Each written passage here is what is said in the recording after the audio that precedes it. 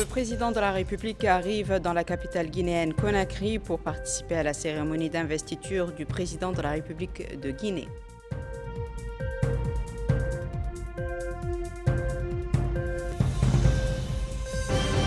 L'Assemblée nationale adopte lors d'une séance publique deux projets de loi relatifs au financement de projets d'énergie électrique.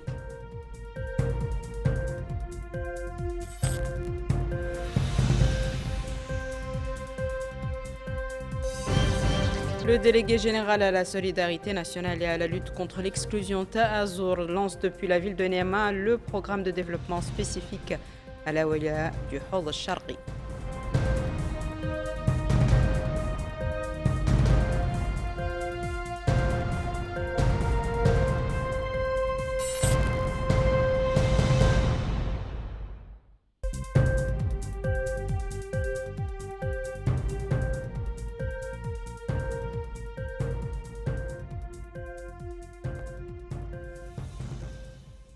Bonsoir mesdames et messieurs et merci de vous joindre à nous. La présidence de la République a annoncé que par décret publié ce jour, M. El-Hadrami Ouaddad Mahmoud a été nommé commissaire adjoint aux droits de l'homme, à l'action humanitaire et aux relations avec la société civile. La présidence de la République a également annoncé que par décret publié ce jour, M. Selk Jeddo Bilal a été nommé chargé de mission au cabinet du Premier ministre.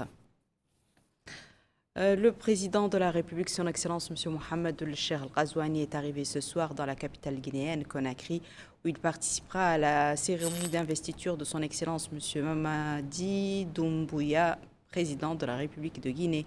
Le président de la République est accompagné par une délégation comprenant M. Nani El-Chrouqa, ministre chargé du cabinet du président de la République, M. Mohamed Ahmed Dede, chargé d'affaires à l'ambassade de Mauritanie à Conakry, M. Ahmed Oul-Neini, conseiller à la présidence de la République, M. Ahmed Oul-Bahini, chargé de mission à la présidence de la République, M. Hassan Oul-Ahmed, directeur général des protocoles de l'État.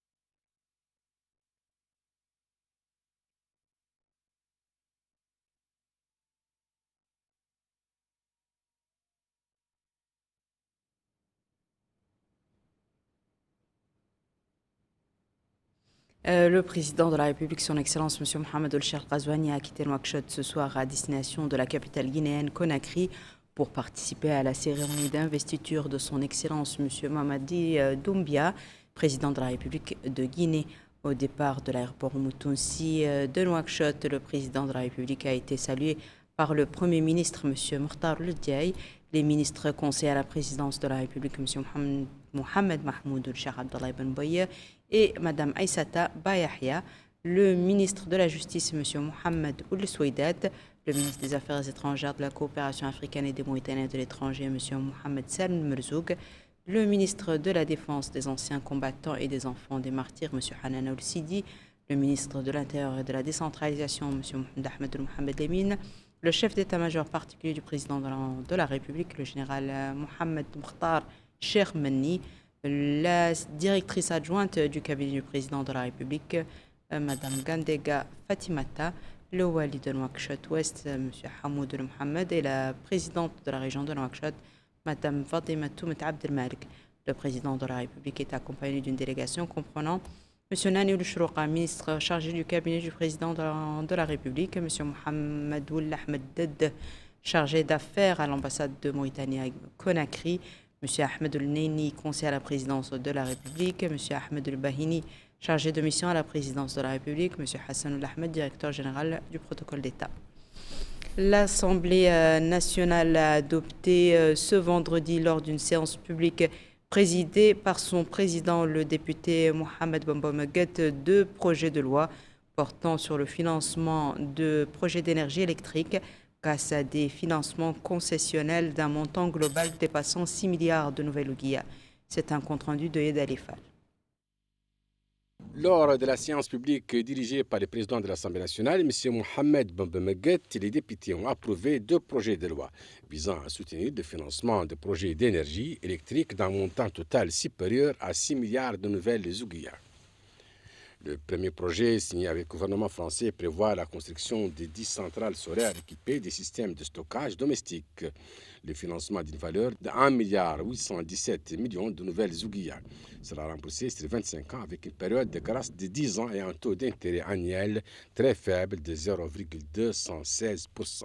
Le second projet porte sur un financement de 4,21 milliards de nouvelles zouguiyas accordées par la Banque européenne d'investissement soutenue par une subvention de 33,82 millions d'euros de l'Union européenne.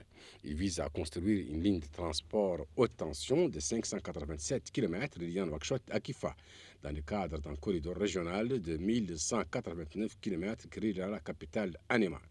Les conditions de remboursement s'étendent sur 30 ans avec une période de grâce de 10 ans et un taux d'intérêt de 4,147% par an.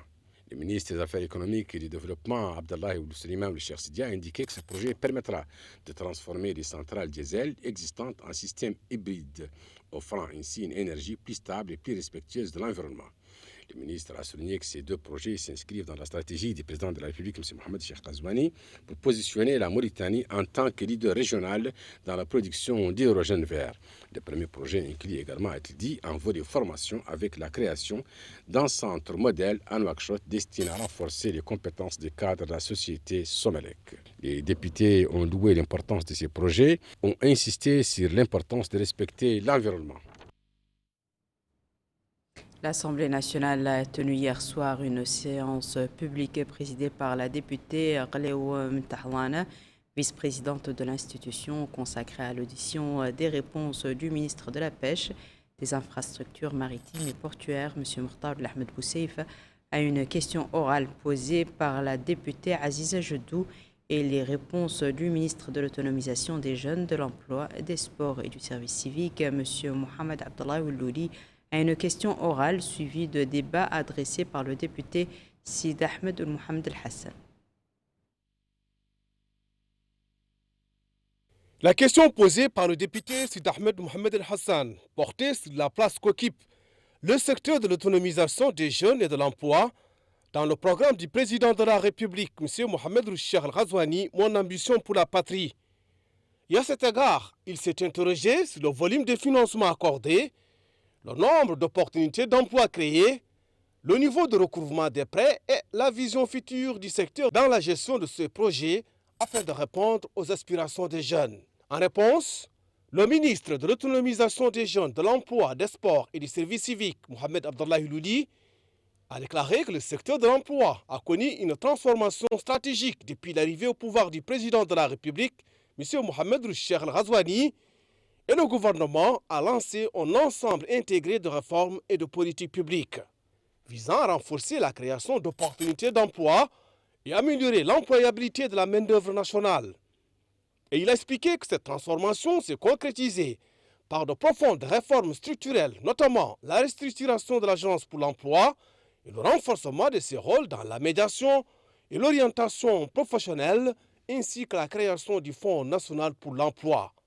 Le ministre a déclaré qu'en 2025, le secteur, à travers les programmes actifs, a réussi à créer un total de 23 402 opportunités d'emploi, réparties sur une variété de programmes et de projets à dimension nationale et régionale, avec un accent particulier sur le financement des micro et petites entreprises, l'intégration professionnelle, la formation et le soutien au secteur productif. L'Assemblée nationale a également tenu une séance plénière consacrée à la question posée par la députée Aziza Jedou sur les difficultés de la pêche maritime. Ainsi, elle s'est interrogée sur la politique du secteur pour surmonter ces déséquilibres, en particulier dans la ville de Nouadhibou. Et en réponse, le ministre de la Pêche, des Infrastructures maritimes et portières, Mokhtar Ahmed Bousseif, a expliqué que la date de la question remonte au 2 février 2024, c'est-à-dire avant la nouvelle restructuration du secteur.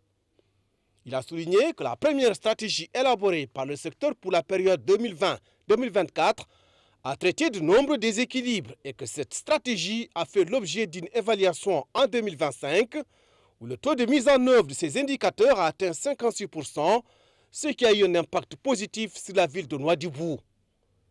Le ministre a indiqué que les exportations du pays ont augmenté à la fin de l'année dernière pour atteindre 801 millions de dollars, soit une augmentation de près de 20% par rapport à 2019. Et il a expliqué que le développement du secteur de la pêche nécessite de se concentrer sur des axes fondamentaux, notamment la recherche scientifique, le contrôle, le développement des ports et la création d'usines de valorisation et de commercialisation.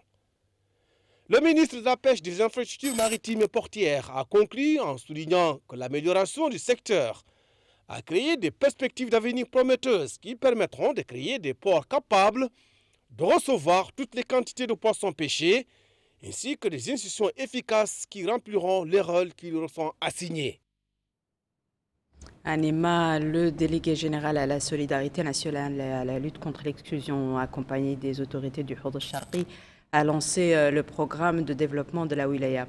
L'objectif, renforcer le développement local et améliorer les conditions de vie des habitants grâce à des projets sociaux et des services répondant aux priorités des citoyens. C'est un compte-rendu de Yad Alifal.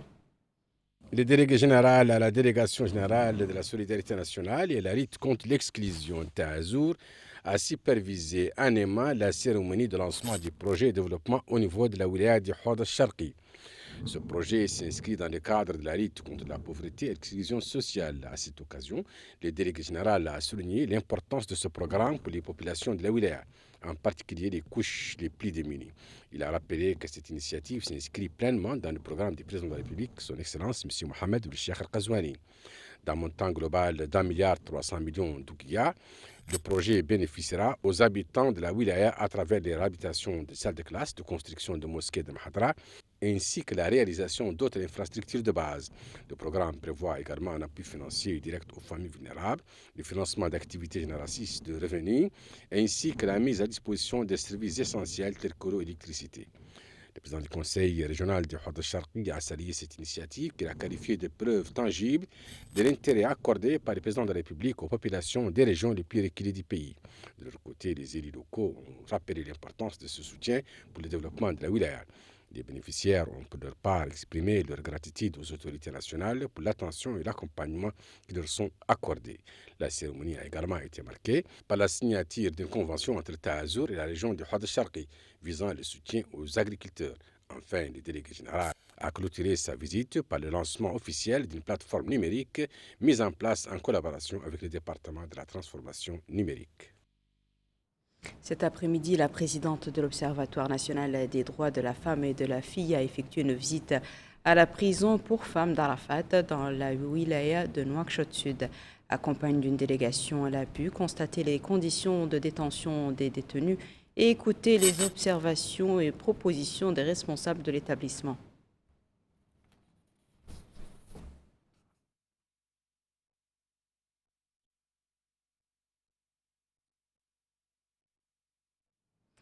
Les travaux de l'atelier de validation du projet de loi sur les procédures civiles, commerciales et administratives se sont achevés hier soir à Nouakchott, organisé par le secteur de la justice.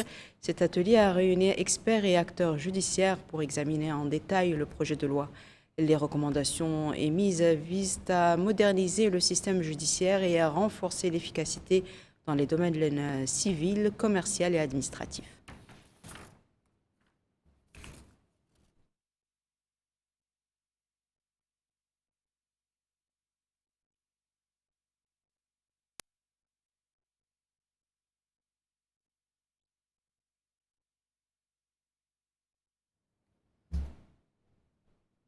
Ce sera tout pour ce journal, mesdames et messieurs. À présent, le rappel des titres.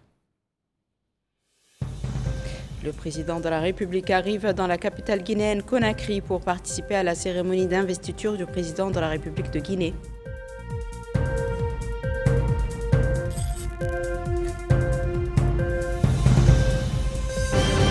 L'Assemblée nationale adopte lors d'une séance publique 2 projets de loi relatifs au financement du projet d'énergie électrique.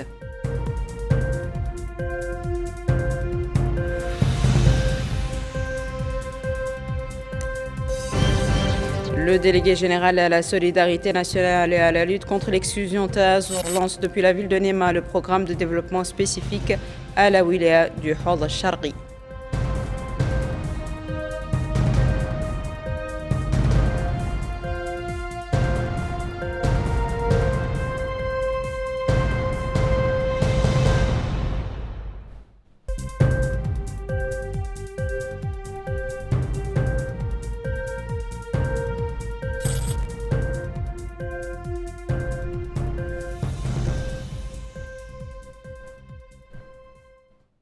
C'est la fin de ce journal, mesdames et messieurs. Merci à vous de nous avoir suivis. Merci de votre fidélité. On se retrouve la semaine prochaine, Inch'Allah.